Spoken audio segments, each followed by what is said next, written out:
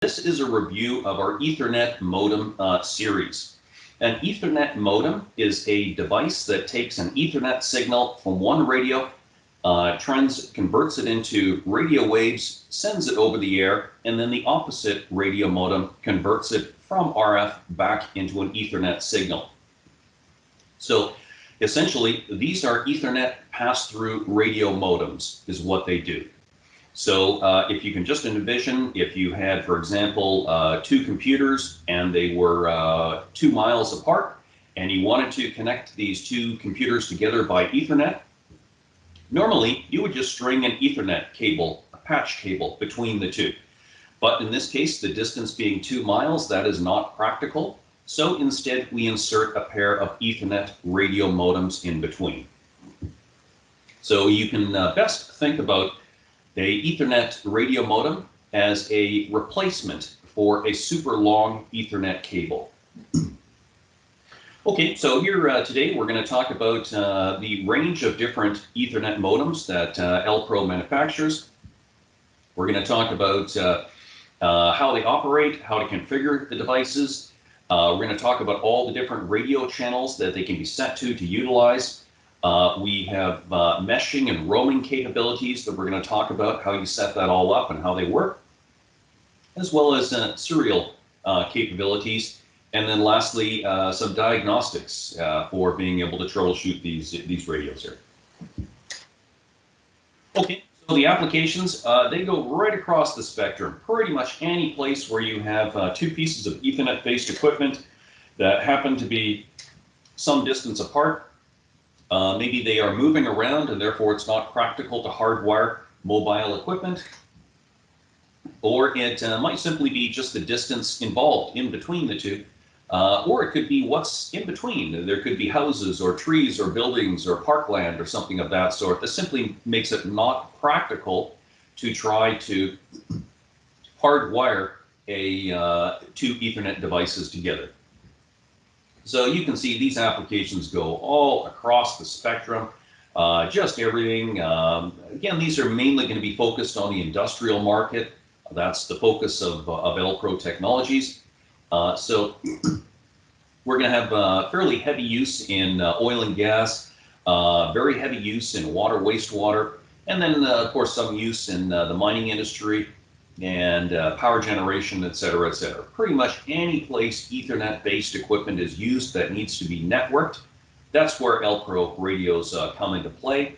And of course, our radios are industrial grade. They are all Class 1 Division 2 UL rated, so we can be used in hazardous environments. As well, the temperature range is -40 to +160 degrees Fahrenheit. So they are designed to be left outside in an unheated electrical enclosure. Okay, so this is the product family that we have today. Now we do have a newer generation of narrowband radios in the 450 megahertz range, our Condor series. However, the Condor series of radios are a complete redesign from the ground up, and while they do have some overlap in capability, the Condor would be considered a superior product to our 450 UE Ethernet modem that it now replaces. So we make radios that go right across the spectrum. We make a 450 megahertz radio. We make a 869 megahertz radio, which is a European frequency band. We make a 900 megahertz version of this radio, which is the North American frequency band that we'll all be much more familiar with. Now these radios, there's a number of very specific reasons why we have developed so many different radios that essentially all do the same thing. They all take an Ethernet signal in one radio, and whatever's put into that Ethernet port of one radio comes out the Ethernet port of the opposite radio. But there's some big differences, and it's mainly due to FCC rules that we have required to develop so many different products to meet customers' uses. So, for example, the 450 UE, that is a narrow band licensed modem. That one can have up to 5 watts of transmit power, which will give you a range of 50 miles. Then we drop down to the 905UE or the 805UE, and these radios can do 200 kilobits per second over the air, but have a maximum range of 15 miles. Then we go to high-speed radios right here. Now these 3 radios on the right-hand side, they are all 802.11 based radios, and they can all do 54 megabits per second over the air. So they are going to be very high-speed radios. They're going to be suitable for doing wireless video with multiple video cameras connected to a single radio, etc., etc. Just to give you a quick review of some of the features, all of these radios obviously have an Rs45 Ethernet port. They also have an Rs232 port and an Rs45 port. And all 3 ports can be used independently, so they could be used simultaneously for independent data streams. These radios can be set to access point, client, or client modes, and we also have bridge and router capabilities built in. We'll talk about these in a couple of minutes. We also have a Modbus Io Server built into the radios. We have both master and slave modes and client and TCP modes built into the client and server modes for Modbus TCP built into each device there. We also have an 802.11 standardized capability. It's called WDS, and it refers to repeater capability. So all these radios can be set up as repeaters to extend the range. And we also have expansion capability using our serial expansion I/O modules, our 115S serial expander modules. So these radios could be used to send 4 to 20 milliamp and contact signals or discrete signals by connecting them to the Rs45 port of each device there. And of course, these are industrial grade radios. You're going to find they have substantially more transmit power and drastically increased range compared to your 802.11 BG devices that you use around your house. These have tremendous, much higher levels of transmit power, and I'll get into that in just a minute here. Okay, so the first one, again, I'll just very quickly go over this guy here because this product has been superseded by the Condor series. However, it has so many features in common with the rest of the family, we always include it in any consideration or any presentation. Again, 400 megahertz fixed frequency radio, up to 5 watts of transmit power. Now, with a fairly narrow slice of the spectrum that the FCC gives you these days, the maximum data rate is only 19.2 kilobits per second. Again, very long distance application, up to 50 miles line of sight. And we did actually recently have a customer who had a pair of these.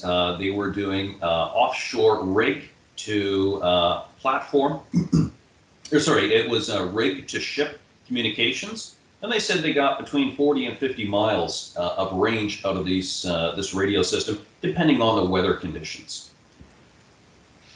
Okay, the next one that we're going to talk about, we're going to focus a lot more on the 945 and the 245 series throughout the rest of this presentation here.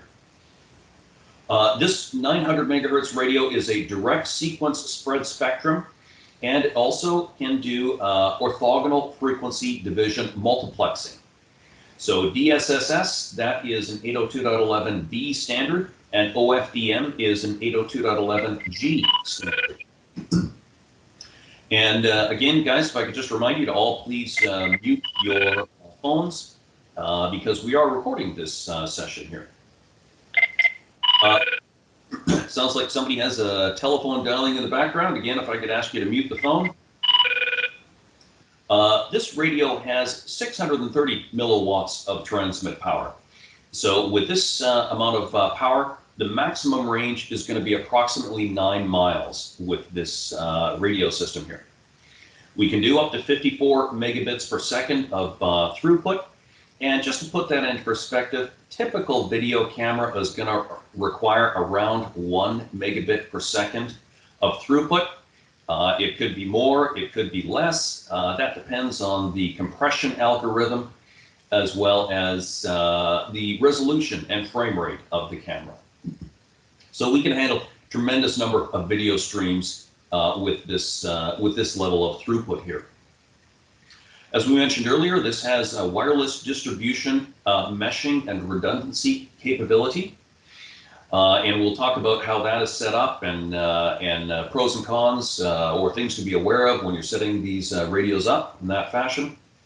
We'll talk about that in a couple of minutes there. And then we also have, we've divided the 900 megahertz band into these different channel widths so that we can work in very congested environments. And again, I've got a couple of slides and some charts that show you some images of all the channel widths that are available. Again, these are suitable for high bandwidth applications, noisy environments. The longest shot that I can think of that a customer has told me about, it was 8.9 miles, and it was on the Alaskan pipeline. So we do have customers that are pushing these radios to the absolute limits of their performance. Okay, so the next product to look at is the 245U-E. And this radio is also direct sequence spread spectrum and orthogonal frequency division multiplexing. It adheres to the 802.11b and G standard. So this means that this radio can communicate with other manufacturers' devices. Again, we also have 54 megabits per second of throughput, so we can handle some very high-speed applications. And we'll chat about the optional channel widths and wireless distribution system in a couple of minutes as well. Now, as the frequency gets higher and higher, the range will get shorter and shorter, all other factors in a radio system being equal. Therefore, with this radio system, the frequency being higher than 900 megahertz, the range drops down. So we have approximately 6 miles of range with this particular radio system here.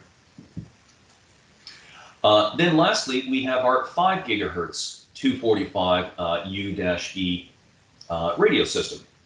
And again, very, very similar in capabilities to the other two devices, except this one only does the newer, faster OFDM standard. And the 5 gigahertz band has no overlapping radio channels, which allows for more separation. So you can have more 5 gigahertz radios operating in the same area without one radio generating interference to another. We also have the WDS that we'll talk about. All of these radios can handle our 115S expansion modules, so we can send analog or discrete signals while simultaneously sending Ethernet data into the radio. Now, again, as we get higher and higher in frequency, the range of these radios will drop. So we estimate fairly conservatively that we can get approximately 3 miles of range out of this radio system. Now, in reality, the exact range depends on the background noise. It depends on how high the gain of the antennas are. We've always heard of some customers who are able to get 7 or 8 miles out of a 5 gigahertz radio. Well, they just use super high gain antennas to be able to do so. So when we say a range of 3 miles, we're being somewhat conservative because we don't want to set expectations too high. But if you've got some RF experience, I think you'll know with the amount of transmit power coming out of something like this, you can easily get 3 miles of range. Okay, so the next thing to chat about is access point and client relationships and how they work with these devices here. Now, these radios are standardized products. They follow the 802.11 standard, which is the same as your home Wi-Fi. So there has to be an access point in the network, and the access point acts as the master. It controls all communications and determines who can link with it. Then we have our clients. Our clients would be the equivalent to our laptop. Clients can only connect to an access point. It cannot connect to another client. And the clients, when they're first powered on, they just scan for access points across all the different frequency channels. Once they find an access point that matches their SSID and has a matching password, presto, the two radios then are linked and will then communicate. Okay, so then the next concept to talk about is bridging versus router networks. And the only difference is a bridge network, everything is on the same subnet. So in this case, everything is on the 192.168.0 subnet. And the radio has a different IP. The computer here has a different IP address as well. This client radio also has a unique ID, as does this PLC. So everything has to have a different IP address, because obviously if two devices have the same address, the network won't be able to figure out which one to use. So we have to make sure that all devices have a unique IP address, and in a bridge network, they're all on the same subnet, so they all have the same prefix. On a router network, they can be different, so they would not all have the same prefix. And I've got another slide that shows you exactly how we set that up in just a minute. But for the most part, bridge networks are about 90% of the networks that we do, and again, it's a very simple configuration. So what this effectively is doing, this PLC can now talk to this computer as though we strung an Ethernet cable across this entire distance and directly into that PLC. So really that's what these radios are doing, is they're replacing a super long Ethernet patch cable. Okay, then we have router network. And a router network is where the subnets are slightly different. So in this case, this equipment over here is on the subnet of 192.168.10. And over here, this equipment is on a 192.168.0 subnet. So what we would do in this case is on this radio right here, we would enable router mode. And this radio here would just be left in bridge mode. In router mode, there are two different IP addresses assigned to the radio. One IP address is for the Ethernet port, and the other IP address is for the wireless port, and the radio bridges traffic between the two. So in this case, the Ethernet port would have this address right here of 192.168.0.5, and that allows it to communicate with this PC, which is also on the same subnet.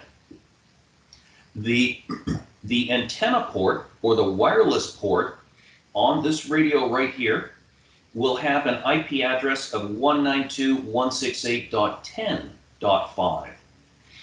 And that allows the wireless portion to communicate with everything over here that is on the 192.168.10 subnet.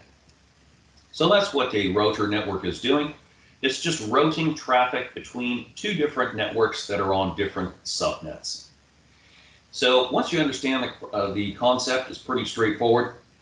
We find maybe only about 10% of the applications involve router networks there.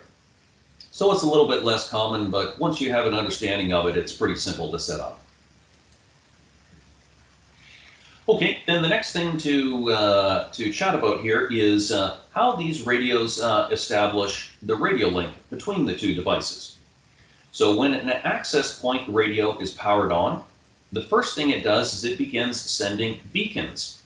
And beacons are link messages that contain the SSID and invite clients to connect with them. The access point also controls what radio channel the entire network is going to use.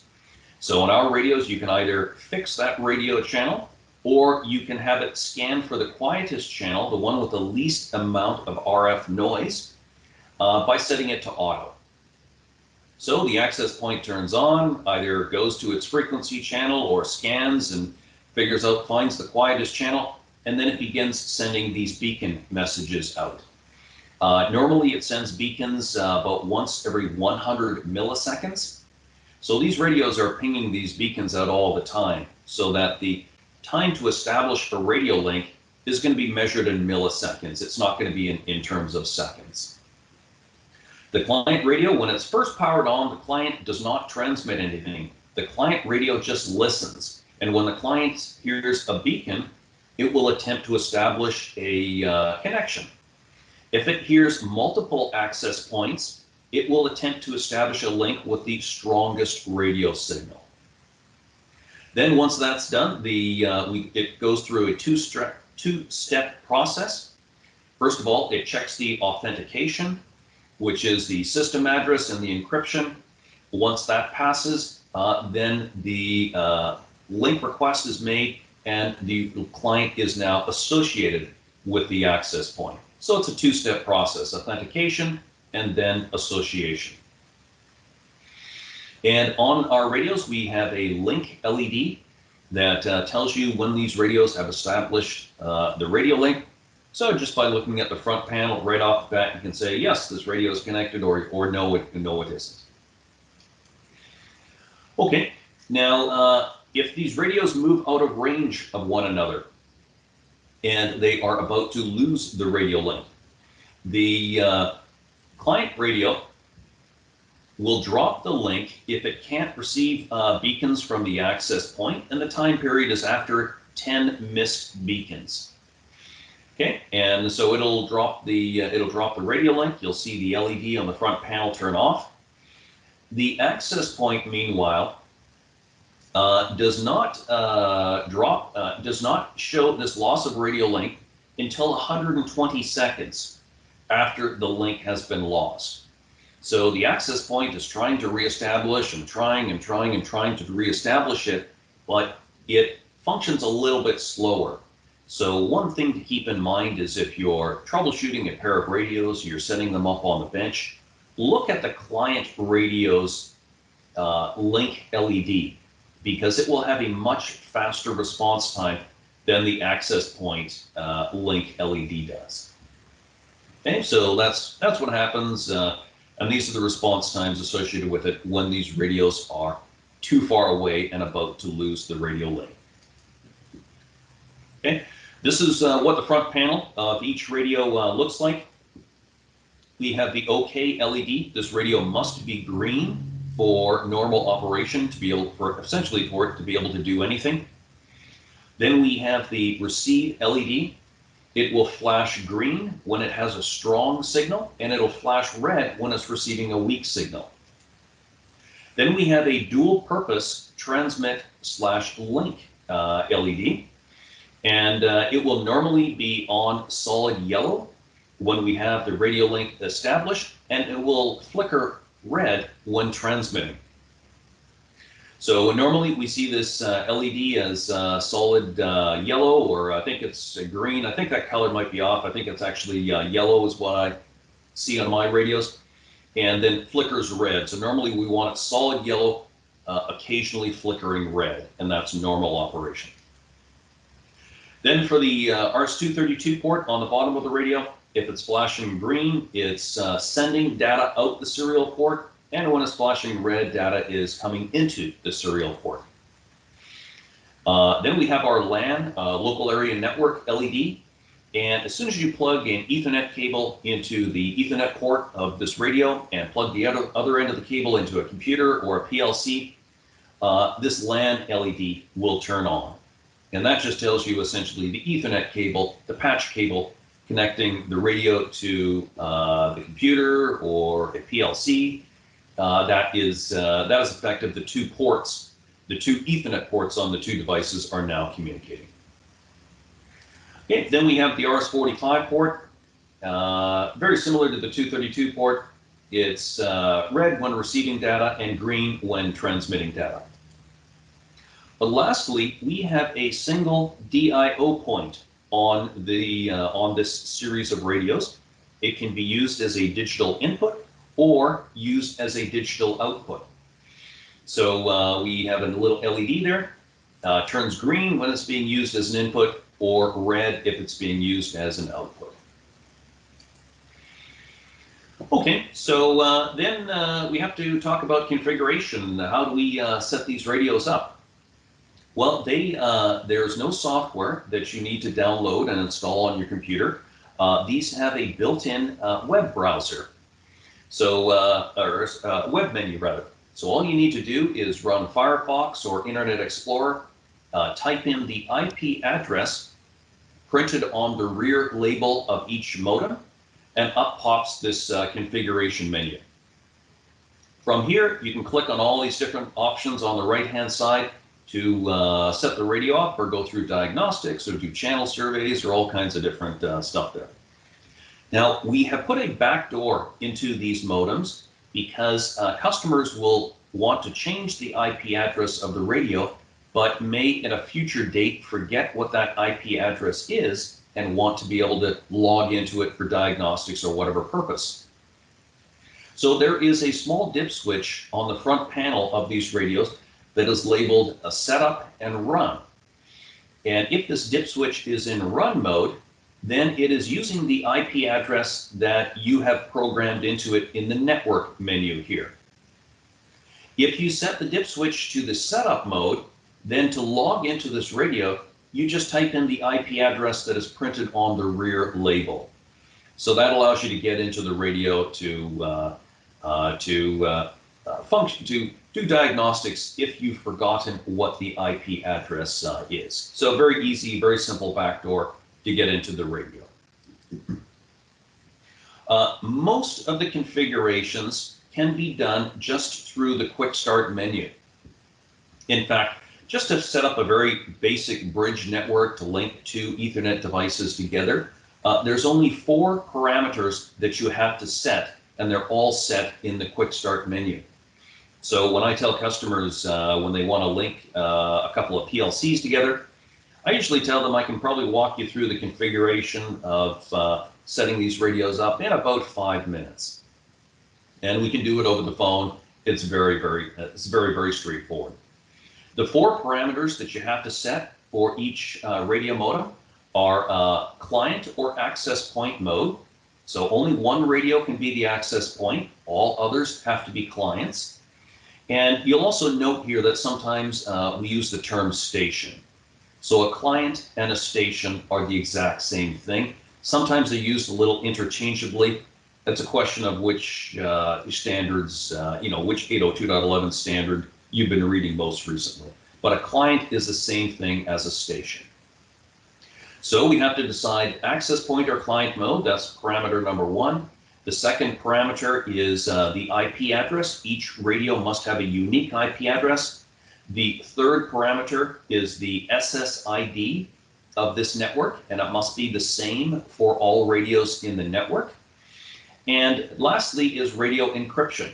You just select your encryption type and then enter in your passphrase. We hit our save changes and reset, and presto, this radio is ready to go. So again, most configurations, the majority of configurations can be set up in just this one screen here. Okay, but let's say we want to do some things a little more advanced. This is where we allow for a number of different options with regards to the radio channels.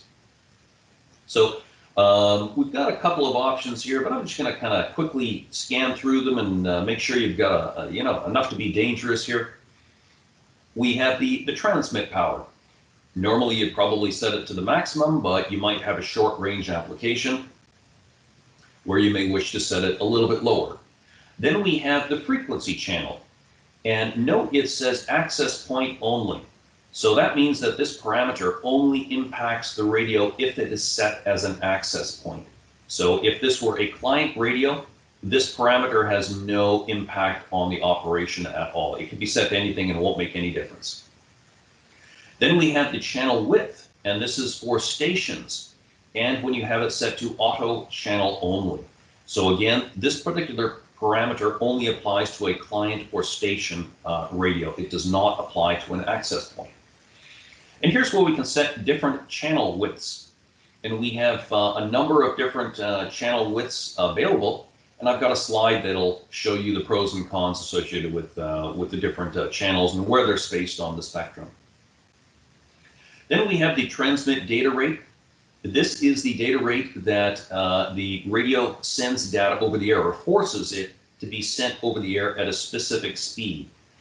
Now, normally we leave it at auto, and the radio will figure out the fastest possible data rate it can use based on its received signal strength.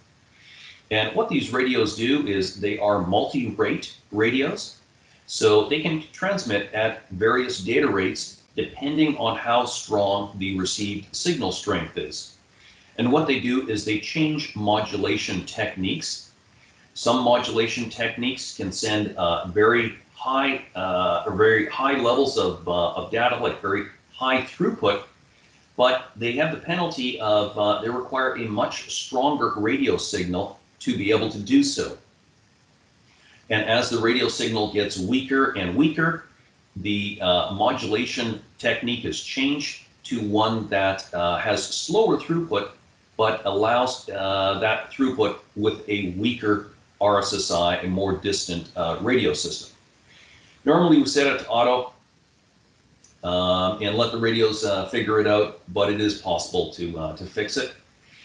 And then we have some other parameters here, like we've got the beacon intervals for the access points, how often it sends out its link request messages. And then we have the maximum distance setting here. And this determines how long a radio waits for a message to be received.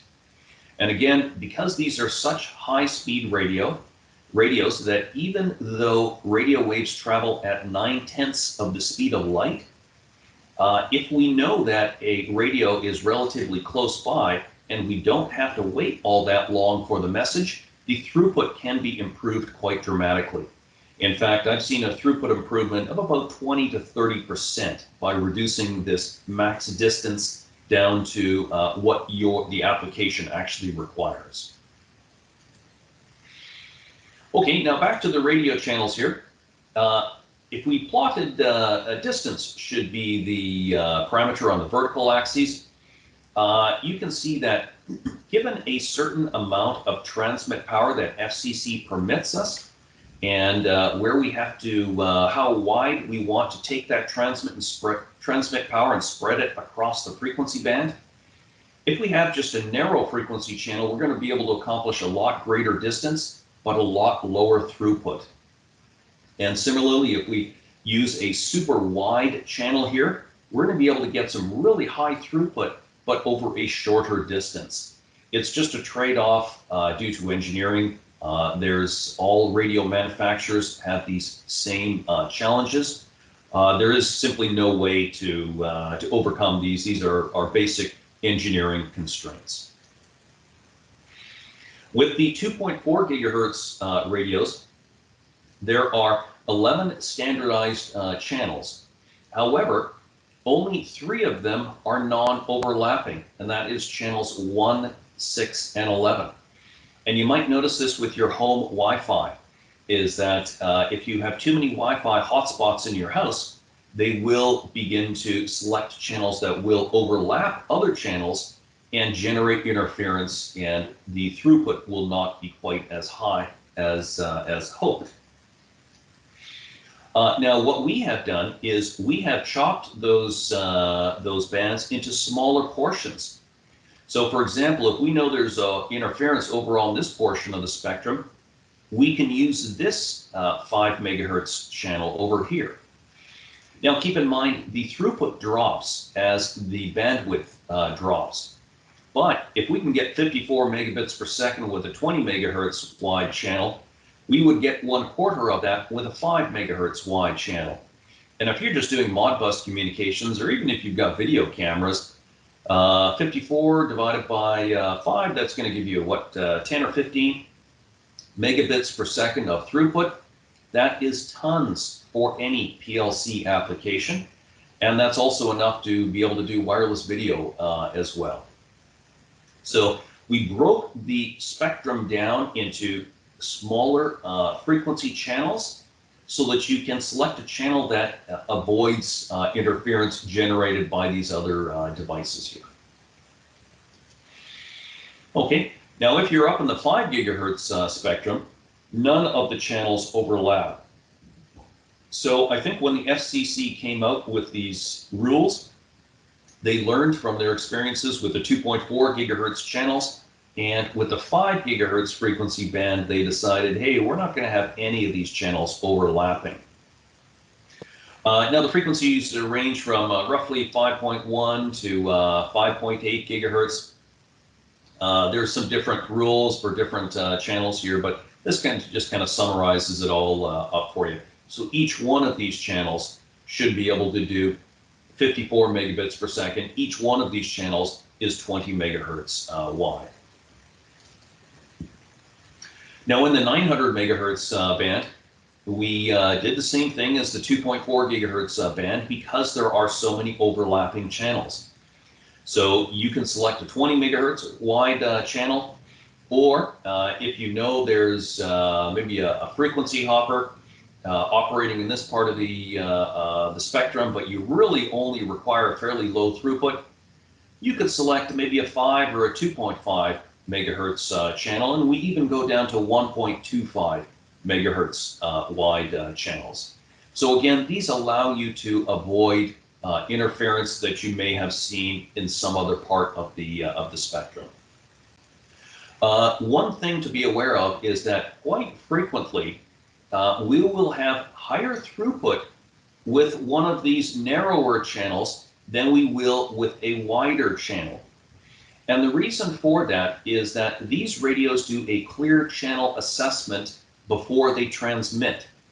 So they listen, and if anybody is transmitting anywhere across their frequency band, they will back off. They will hold off and wait until that other source of interference or that other transmission finishes its message. Otherwise, you can imagine if everybody just talked at the same time, it would just be like a cocktail party where everybody's talking and nobody's listening. No messages would ever get through. So we'll frequently find we get higher throughput with one of the narrower channels because now we're only doing a clear channel assessment over a very small portion of the spectrum. And as long as nobody is transmitting in this portion of the spectrum, this radio will go ahead and send its messages. So the wider channels aren't necessarily better because they do open up the radio to listening to a very broad range of possible interference. Okay, so this one right here, these two channels in particular, or columns in particular, they show you how strong the radio signal must be to be able to get various levels of throughput. And I mentioned earlier that this is a multi-rate radio. So what it does is if it can't transmit at 54 megabit per second, it changes the modulation scheme to one that can use a weaker signal with the penalty of slightly lower throughput. And again, it changes modulation scheme to one that has lower throughput but can deal with a weaker signal, and on and on and on.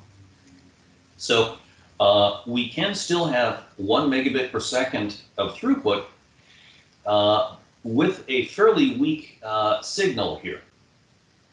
But if we want to get that maximum throughput, maximum performance, we need to have an RSSI of -72 as a minimum.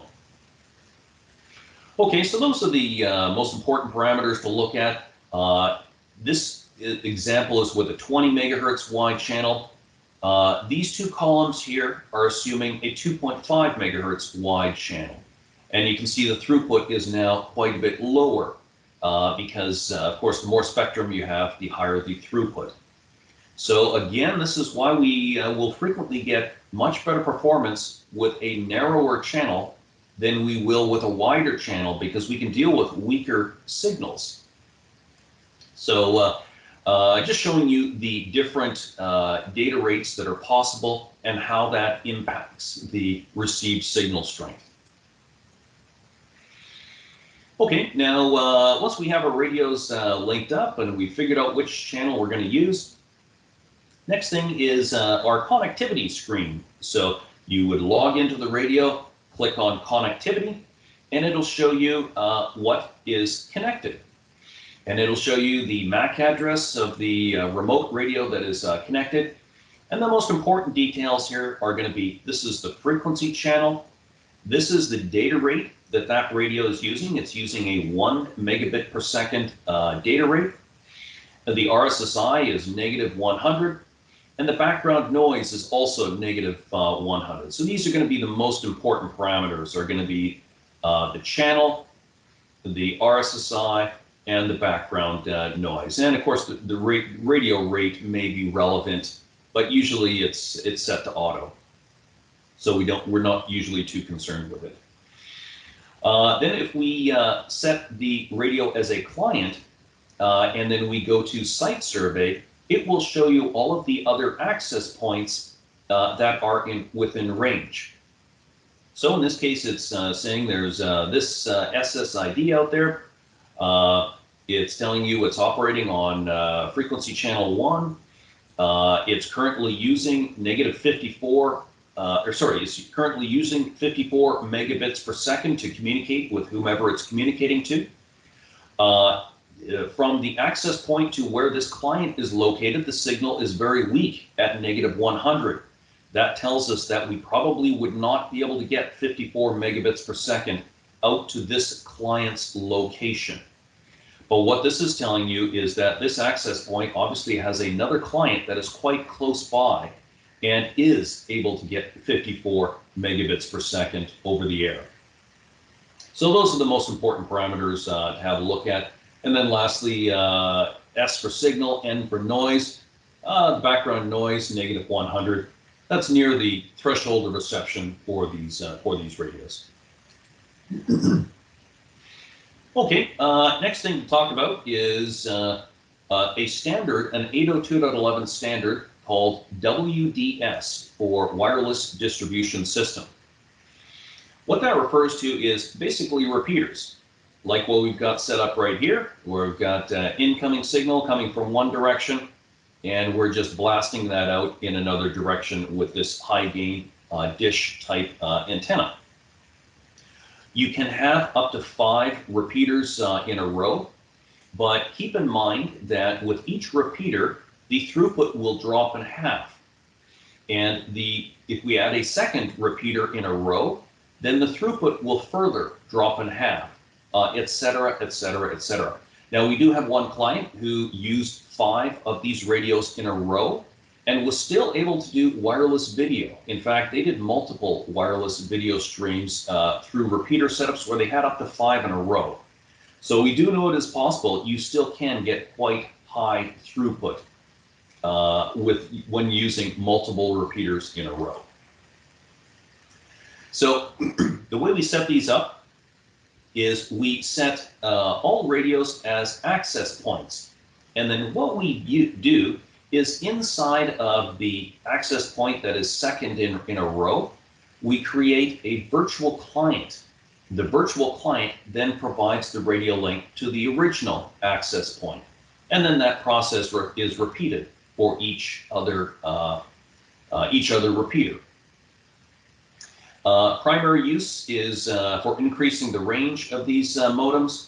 And lastly, it's for meshing protocol. If one path fails, the client radio can link to another access point to maintain connectivity. So this is sort of what we mean. And how we would set these radios up is we would set up one radio as the primary access point. And then this radio would also be set up as an access point, but we would create a virtual client that then links to this access point. This radio will also be set up as an access point, but have a virtual client that then links to this access point.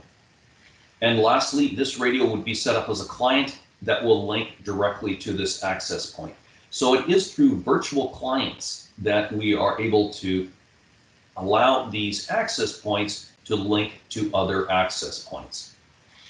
Now, we put in a very conservative number, 5 kilometers obstructed path, but you can go much, much farther than that.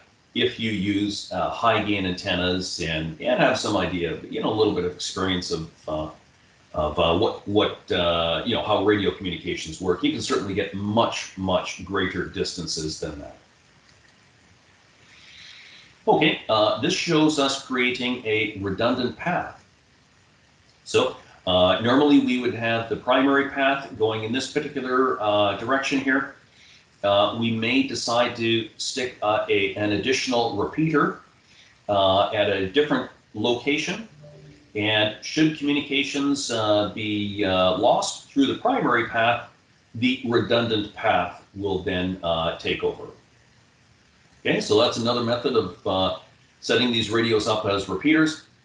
Then we have roaming capability, and this is something that's very common in warehouses, where you've got a guy with a forklift and he's got a little computer console, and he's got to drive around and go pick things up, and he gets all his orders to his computer console, and he's driving all over this warehouse. So as soon as he goes out of range of this guy here, he's going to link up to the next one over. And as soon as he drives out of range of this one, he'll link to this one here, etc. And these radios use their mesh network here to get the data back to the primary access point, the control room location. Now, how do we do that? What we want to do is we want to make sure that when a radio is switching from one access point to another access point, that there isn't a time lag, that there isn't a delay. And so what we do is we have something called fast roaming. And fast roaming applies only to client or station radios. And what it does is it constantly scans the spectrum for another access point. And we have a couple of parameters we can set here. So what it does is when the received signal strength drops below -90, it goes into fast roaming mode and begins scanning around. It will look for another access point that has a signal that is at least 6 dB stronger than the existing access point that it's connected to. So it wants to make sure that it's worthwhile changing. Otherwise, it would chatter back and forth between two access points if the RSSI values were similar between them. So this allows you to very quickly scan for other access points, and presto, within a matter of milliseconds, you have relinked to a different access point, and it should be a seamless transaction. Okay, then we have something called VLANs. VLANs allow you to segregate your network. And I kind of like this diagram right here. This is where we would set up VLANs to prioritize and separate data streams. So for example, we would say the production would be the #1 priority. So this will take priority over all other communications for other VLANs. #2 priority would be maintenance, #3 would be administrative, and #4 priority would be for visitors. And again, just allows you to segregate your network for priorities. Okay, then next I'd like to talk about serial I/O and gateway capability, and specifically our Modbus capability on these radios. So what we can do is we have a serial server built into the each radio modem. So we can take an RS-232 device, plug it into the 232 port, convert it into our Ethernet messages for transmission over the airwaves, and then the serial server at the opposite end strips off the Ethernet data and sends just the original RS-232 message out the RS-232 port. So we can now link together two RS-232 devices using these radio modems. Okay, we also have Modbus TCP and RTU conversion capability. So, for example, if we had Modbus TCP on one end going into the Ethernet port of one radio, and we wanted to connect to a Modbus RTU, RS-232 slave device, we can do so. We just enable the RS-232 TCP to RTU gateway on the serial port of this modem, and presto, Everything that comes over the air now gets delivered out the RS-232 port. Okay, now we also have Modbus Io Server capability. So this is where this radio would act as a Modbus TCP master. And we would have, for example, one of our 115S serial expansion modules connected to the Rs45 port of each of these modems. And the Modbus master device sends out the commands to all the remotes. And the remotes hear the commands and pass it out their serial ports. And then the slave devices will respond if the address matches their internal Modbus RTU address. So again, very significant capabilities here. And now these modes can be combined. So I could have data going out the 232 port doing a completely different function. I can have data coming out the Rs45 port in this fashion here. And I can also have an independent stream of data coming out the Ethernet port as well. So all three ports can be used independently at the same time. Okay, and again, just here we go. Here's where we can figure out what the RS-232 and the 45 ports are doing. We can just look at the LEDs. And normally what we want to see is them flicker green, then red in tandem, or red and then green as they receive a message and then respond to that message. Okay, and let's see. I think we've already covered getting connected. Oh, here we go. This is what I wanted to talk about was network diagnostics here. Now, we keep a lot of the diagnostics in registers.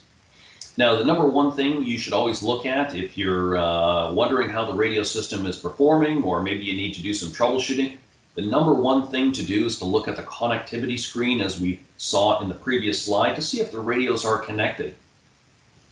But what you can do is you can read all this data using Modbus. And each radio has all of these registers on board, and they've got all kinds of different information. They've got received signal strength of the client, the transmit data rate to the client, list of the stations or clients that are connected, all kinds of different diagnostics available via Modbus. So one of the engineers at the factory, they actually developed a small SCADA system, just a very inexpensive SCADA system, reading all of these parameters. So they read the link status, the received signal strength, the current data rate, the number of transmitted packets, the number of received packets, all kinds of different options available via Modbus. Okay, and I'm going to talk about some of these functions in just a minute here. Okay, now sometimes we may want to go onto a site and do some throughput testing. So we want to figure out how many megabits of data can we get through these radios over a very specific distance, like you know, from wherever your customer's equipment is going to be mounted. And these are the theoretical data rates by the frequency channel. So if we have this 40 megahertz wide turbo channel, the data rate the raw data rate is going to be up to 108 megabits per second. But because of all of the overhead associated with 802.11 communications, the actual throughput for user data is going to be about 32 megabits per second. So when you're doing your throughput testing, this is the number that you would see. And this is the real world number. This is what you can actually send through the radio minus all the overhead. And as you can see, as the channel gets narrower and narrower and narrower, the data rate gets lower and the throughput also gets lower as well. So again, the majority of our applications, they're going to be in this realm right here. And this will allow for video communications, communicating two networks together, two computer networks for a company, for example, or PLCs. I mean, PLCs are going to be down around here, this level of throughput. So it's important to make sure we have reasonable expectations and we don't just pick the highest number because it seemed like the highest number was better. Now, we have a built-in iPerf server in these server and client modes in these radios. And all we do is we enable the iPerf server on one radio, and then we go to a modem called Throughput Test, and then we just type in the IP address of the remote radio that we want to do the throughput test with, and it does this test over a 10-second period. And it shows you how many megabits per second it was able to get at various times. And of course, it tells you the average throughput of what you were able to get, 1.84 megabits per second through this particular radio link, with these radios being at whatever distance apart they were. Now, what happens here when you see the data rate vary is this was likely the radio doing its clear channel assessment. And here it discovered somebody else was transmitting, so it backed off for a couple of milliseconds. And then the other radios, the other source of interference, stopped transmitting, and throughput picked up. So there was no interference right here, but there was a little bit of interference right here. It may have had brief periods of a couple of milliseconds of some interference at this level, but overall the throughput was pretty good. And then we had a little higher level of throughput right here. And this is being measured in milliseconds and microseconds. I mean, these are very, very high-speed radios. So if they have a block of time of maybe they've got 3 or 4 milliseconds, they'll go ahead and jam some data through and take advantage of that tiny slice of time that they have available to transmit. So that's what's happening when you see the throughput vary.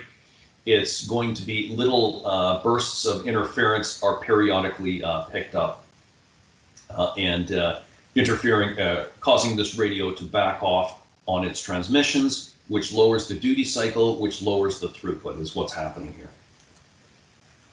Okay, then we also have channel utilization screens. And these are also available as Modbus registers. And these tell you how much of that frequency channel was occupied over different time periods. So we have, you can look at it for the last minute, the last hour, and the last 60 hours. And if you see that your channel utilization is up near 100%, then that tells you you're either utilizing this channel or somebody else is. And what you can do is you can select which parameters to plot on this chart. So I can look at just the percent busy due to clear channel assessment or what we call noise. So if I tick just this box and I remove this tick box here, and if I still see this channel utilization up around 80 to 90%, it means that some other device is heavily using this channel, and I should use a different frequency channel. So these custom surveys are very, very powerful, very useful devices to be able to figure out, is the channel occupied? Am I occupying it a lot? Or is there some other device that is causing my radio to back off due to clear channel assessment? So very, very powerful tools available here. Okay, and here we go, just another snapshot of one of these channel surveys here. Oh, this is another interesting one. So you can segregate it by different types of frequencies. So this chart shows the percent busy on receive and noise, and the indications are that there is no clear channel assessment noise and limited receive traffic for this modem. So this modem should have plenty of additional bandwidth to be able to handle other Ethernet devices here. Okay, and I think we're just getting towards the end of the presentation here. One of the last parameters that is has become very, very important as more and more radio products are installed, and as more and more background noise becomes present in our environment, is the fixed noise floor feature. So what this does is, if the radio can hear a very weak radio signal at, say, negative 110 dBm. So that's incredibly weak. That would not cause interference for anything. However, if these radios can pick it up, they will back off and they will wait until that source of interference finishes transmitting before they go ahead. But when the background noise is so ridiculously weak that it wouldn't cause interference regardless if the radio were to transmit, then there's no point in the radio using that level of noise in its clear channel assessment calculation. So what we can do is, if we have an RSSI of, let's say, negative 60 between two radio modems, we could set the fixed noise floor to some value like negative 70 or negative 78 here. This will cause the radio to ignore any noise that is weaker than negative 78 dBm. And as a result, the duty cycle of the radio will increase.